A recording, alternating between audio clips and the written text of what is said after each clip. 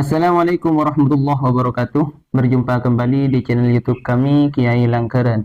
Teman-teman sekalian, senang bisa menyapa Anda kembali bersama kami Kiai Langkeren di sini. Dan bagi yang belum tekan tombol subscribe-nya, silahkan untuk menekan tombol subscribe-nya terlebih dahulu dan tetap dukung channel YouTube kami ini agar supaya bisa terus memberikan kemanfaatan bagi kalian semua. Teman-teman sekalian, di sini kami ingin menyampaikan sebuah hadis dari Nabi Muhammad SAW. Kenapa kami pilih hadis? Ya, di samping kami ingin membaca sabda-sabda baginda Nabi, juga besar harapan dari kami untuk kami pribadi dan juga untuk kalian semua. Semoga dengan membaca hadisnya Nabi, kita bisa mendapatkan syafaat dari baginda Nabi Muhammad SAW dan kelak di hari kiamat kita diakui sebagai umatnya. Amin Allahumma amin. Di sini kami ingin membacakan sebuah hadis yang diriwayatkan oleh sahabat Nabi yang bernama sahabat Anas bin Malik.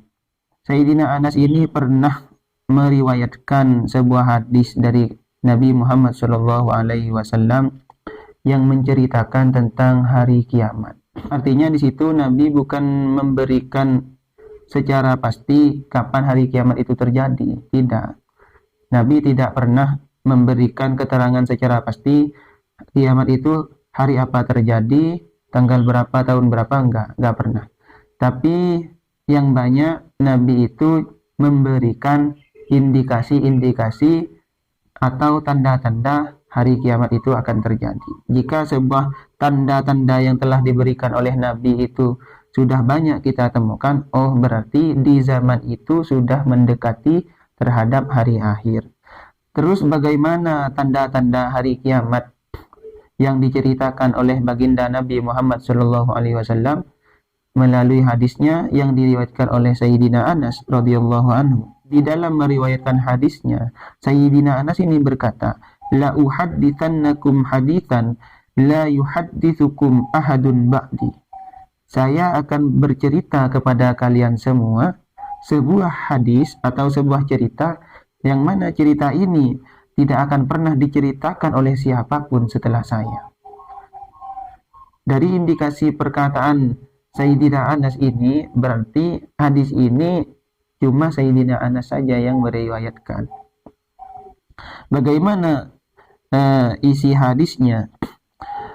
Sami'tu Rasulullah sallallahu alaihi wasallam yaqul, aku pernah mendengar baginda Nabi Muhammad sallallahu alaihi wasallam ini bersabda, inna min asyratis saati ayyukillal ilmu wa yadhharul jahdu.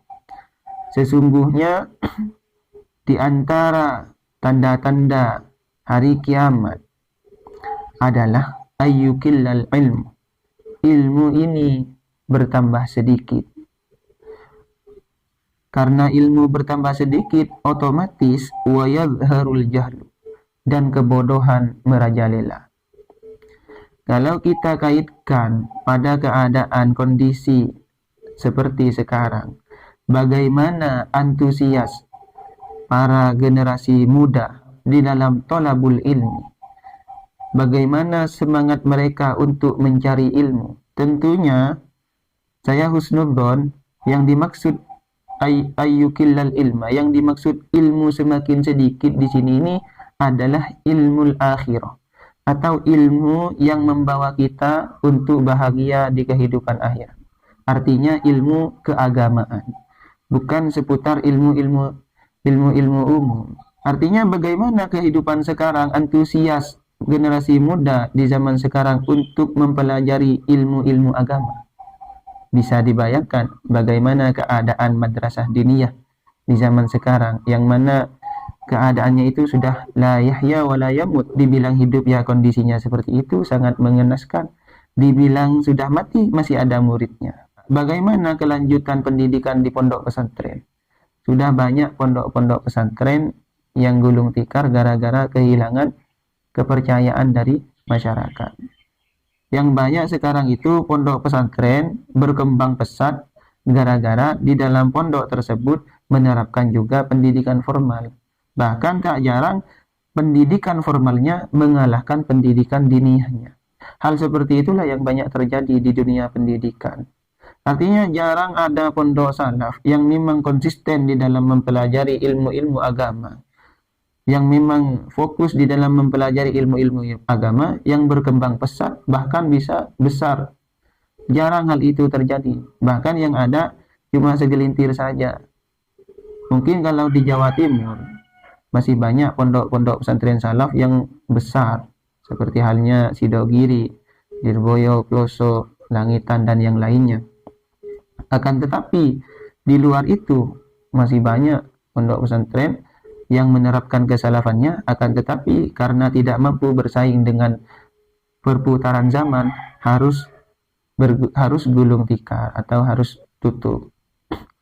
Oleh karena itu, mengingat kepada sabda baginda Nabi Muhammad SAW, ini mungkin sudah termasuk kepada indikasi bahwasanya mengurangnya ilmu pengetahuan, maksudnya ilmu pengetahuan tentang keagamaan dan merajalelanya kebodohan. Artinya masyarakat ini semakin awam tentang ilmu-ilmu keagamaan. Selanjutnya baginda Nabi tidak berhenti di sini di dalam menjelaskan tanda-tanda kiamat. Selanjutnya adalah wa yadhharuz zina. Perbuatan maksiat, bahkan perbuatan zina ini sudah merajalela. Bahkan di zaman sekarang itu orang sudah tidak malu mengatakan atau mengakui bahwasanya dirinya sudah tidak perawan.